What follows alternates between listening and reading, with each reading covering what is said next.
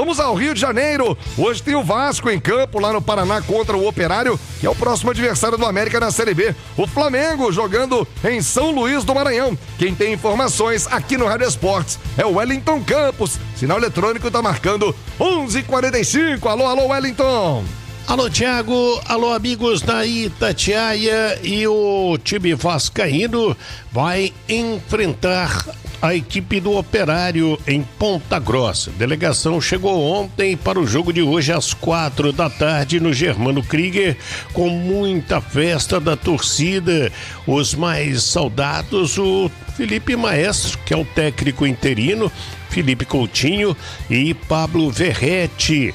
O time não foi ainda definido pelo Felipe, que promete fazer mudanças na equipe que era dirigida pelo técnico Fábio Carille. O Flamengo joga à noite, chegou de madrugada em São Luís do Maranhão com uma festa incrível que parou a cidade com a torcida rubro-negra, e à noite, sem Arrascaeta, Dela Cruz, o Wesley Rossi, o Flamengo leva um time misto e tenta já fazer uma boa vantagem para o jogo de volta da terceira fase da Copa do Brasil, depois que o Botafogo meteu ontem 4-0 no Capital, no estádio Newton Santos, e garantiu presença nas oitavas.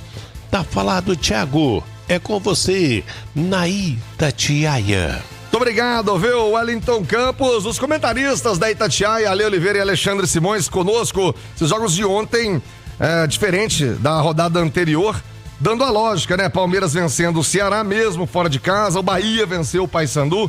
A surpresa foi a derrota do Grêmio pro CSA, mas o Grêmio também tá numa fase terrível. Tem que ficar de olho aberto. O Alexandre Simões, CSA na Série C, bateu o Grêmio. Bom dia, Simões. Bom dia, Thiago. Bom dia, Ale. Bom dia quem acompanha a gente.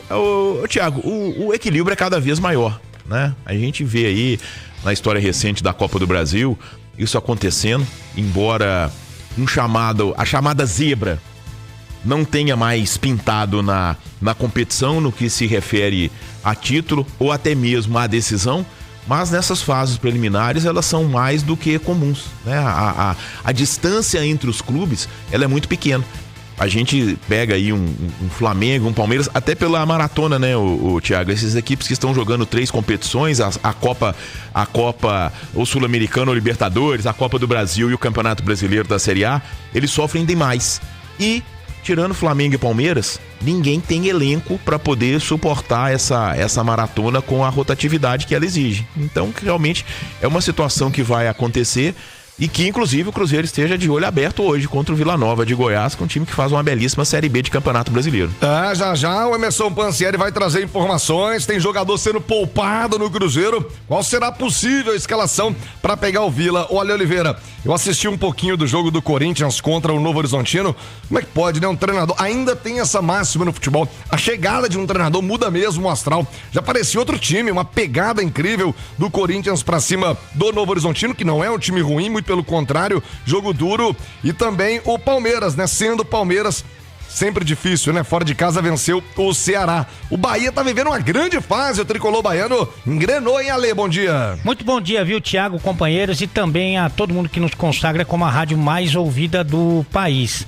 É bem verdade que é comum acontecerem as zebras, né? Nessa fase da competição, mas o único favorito que perdeu, tem alguns que não ganharam, né? Mas que perdeu foi o Grêmio, né? Mas o Grêmio já vinha ensaiando um resultado negativo na Copa do Brasil há algum tempo, né? Vale lembrar que passou pelo São Raimundo nos pênaltis e passou pelo Atlético nos pênaltis também, numa noite muito infeliz do goleiro do Atlético, e agora perdeu pro CSA. No mais, os favoritos ou ganharam ou empataram. O caso do Corinthians é bem peculiar, né? Porque o Dorival assistiu a partida pelo Campeonato Brasileiro, Flamengo 4, Corinthians 0, e aí trocou 6 jogadores. Ele falou, aqueles caras que jogaram lá não tem condição física de suportar um jogo da Copa do Brasil. Então ele mudou mesmo o time, né? E o Palmeiras do Abel, o Abel agora também cogitando a possibilidade de dirigir a seleção brasileira, né? É sempre muito, muito regular. Embora tenha perdido pro Bahia, que você citou, né? Que faz uma boa temporada, principalmente na Libertadores.